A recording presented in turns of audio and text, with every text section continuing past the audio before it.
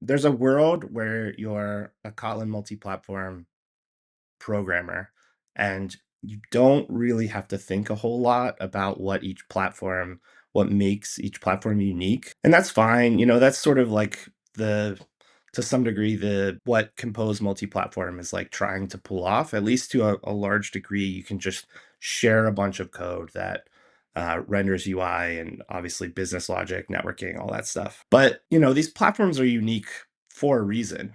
They run in very different contexts and very different places with very different feature sets, or they just even have very different deployment models. Deploying something to my Android phone or an iOS phone is very different than pushing it to the web. Many orders of magnitude of time difference. And so I think once you start realizing that there's these different platforms and that there's ways that you can sort of like honor them and actually expose and integrate with the things that make them unique, there's certainly a lot to be said about just having code written once and sharing it, but really sort of understanding that you're participating in somebody else's ecosystem. That has been true from the beginning. There's really no platform that like Kotlin is intrinsic to. It doesn't have its own virtual machine or whatever.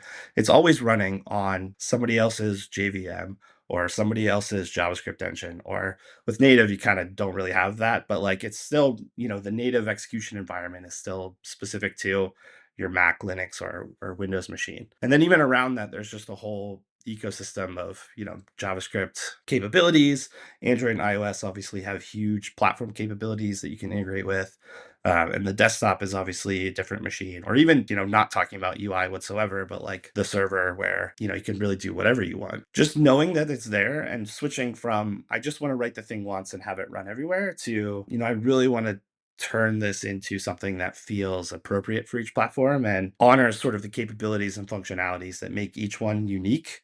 Or potentially even that, just is why those platforms exist in the first place.